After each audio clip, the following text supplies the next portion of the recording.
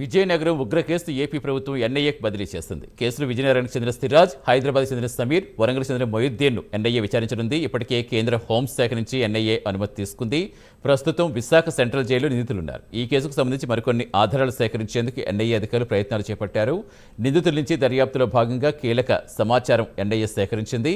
దర్యాప్తులో సేకరించిన సమాచారం ఆధారంగా హైదరాబాద్, చెన్నై, ముంబై, ఢిల్లీలో మరికొందరిపై ఫోకస్ పెట్టినట్టుగా తెలుస్తోంది. 15 మందికి సిరాజ్, సమీర్లతో సంబంధం ఉందనే కోణంలో ఎన్ఐఏ దర్యాప్తు చేస్తోంది.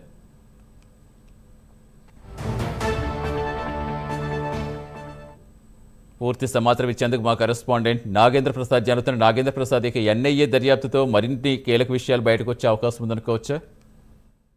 Thank you Satish. ప్రధానంగా సిరాజ్, సమీర్లకు సంబంధించినటువంటి కేసు ఏదైతే సిరాజ్ ని మే 16వ తేదీన విజయనగరంలో అదుపులోకి తీసుకోవడం జరిగింది, అరెస్ట్ చేశారు. తర్వాత కోర్టుకి సబ్మిట్ చేయడం, అక్కడ 14 రోజుల పాటు రిమాండ్ విధించడం కూడా జరిగింది. కేసుకున్నటువంటి ప్రాధాన్యత దృష్ట్యా ఎన్ఐఏ జోక్యం చేసుకోవడం, అలాగే మహారాష్ట్రకి చెందినటువంటి యాంటీ టెర్రరిస్ట్ స్క్వాడ్ కూడా రంగంలో దిగినటువంటి పరిస్థితి ఉంది. విజయనగరంలో కోర్టుని పోలీసులు ఏమైనా కోరారంటే వీళ్ళకి కస్టడీని కూడా కోరడం జరిగింది. కోర్టు 6 రోజుల కస్టడీని కూడా కొన్ని కండిషన్స్ మీద ఇవ్వడం కూడా జరిగింది. కస్టడీ నేపథ్యంలో అనేక విషయాలు వెలుగు చూసినటువంటి పరిస్థితి ఉంది. వీళ్ళు అహిం పేరిట ఒక సంస్థలు నిర్వహించారు. అలాగే సిగ్నల్ యాప్ ద్వారా ఒక 15 మందితో వరకు కూడా ఈ ఉగ్రవాద భావజాలం కలిగిన వారితో వీళ్ళు పరిచయాలు ఉన్నాయన్నటువంటి విషయాలని కూడా ఎన్ఐఏ గుర్తించడం జరిగింది. అలాగే వీరితో పాటు మరొక ఇద్దరు విదేశాల్లో కూడా ఉన్నారనేటువంటి సమాచారాన్ని కూడా రాబట్టడం జరిగింది. కేసు ప్రాధాన్యత దృష్ట్యా ఎన్ఐఏకు బదిలీ చేయాలని చెప్పి కూడా కేంద్ర ప్రభుత్వం కేంద్ర హోంమంత్రిత్వ శాఖ భావించినటువంటి పరిస్థితి ఉంది. ఈ నేపథ్యంలో హోంమంత్రిత్వ శాఖ ఎన్ఐఏకి కేసును బదిలీ చేస్తున్నటువంటి పరిస్థితి ఉంది. ఏదైతే ఈ సిరాజ్కు సంబంధించిన విషయాలు కానీ లేదా సిరాజ్ ఆస్తులకు సంబంధించిన ఆర్థిక లావాదేవీలకు సంబంధించిన విషయాలపై కూడా ఎన్ఐఏ దృష్టి సారించడం జరిగింది. అతనితో పాటు ఆయన కుటుంబ సభ్యులకి ఎటువంటి ఆస్తులు ఉన్నాయి, వాళ్ళకి ఒక బ్యాంకు ఖాతాలకు సంబంధించినటువంటి వివరాలు ఇవన్నీ కూడా కస్టడీలో భాగంగానే సిరాజ్ను ప్రశ్నించడం, వివరాలు సేకరించడం కూడా జరిగింది.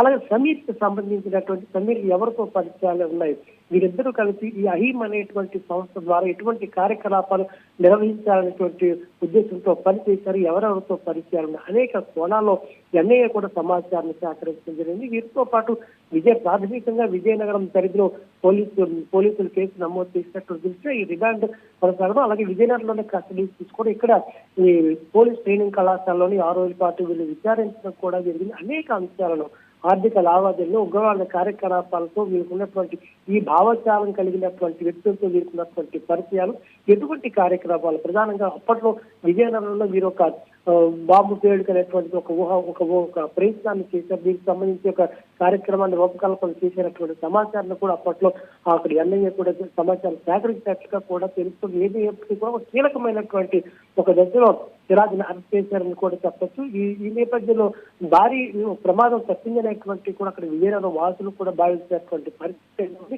ఈ కేసు ఉన్నటువంటి ప్రాధాన్యత దృష్ట్యా ఎన్ఐఏకు ఈ బదిలీ చేయడం జరిగింది. ఎందుకంటే ఉగ్రవాద కార్యకలాపాలు అనేటువంటిది వీరు ఎక్కడి నుంచి ఎక్కడి వెళ్తారంటే వీరికి ఉన్నటువంటి సంబంధాలు కూడా దేశ విదేశాల్లో కూడా ఉన్నటువంటి విషయాన్ని ఎన్ఐఏ గుర్తించడం జరిగింది. అంటే హైదరాబాద్ తో పాటు అటు బొంబాయి, మహారాష్ట్రలో ఉన్నటువంటి వారితో కూడా వీరికి ఉన్నటువంటి కార్యకలాపాలు, వీరు బొంబాయి వెళ్ళి ఏం చేసేటువంటి వ్యవహారాలు ఇవన్నీ కూడా ఎన్ఐఏ అటువంటి ఈ విచారణలో భాగంగా కస్టడీలో భాగంగా సేకరించినటువంటి జరిగింది.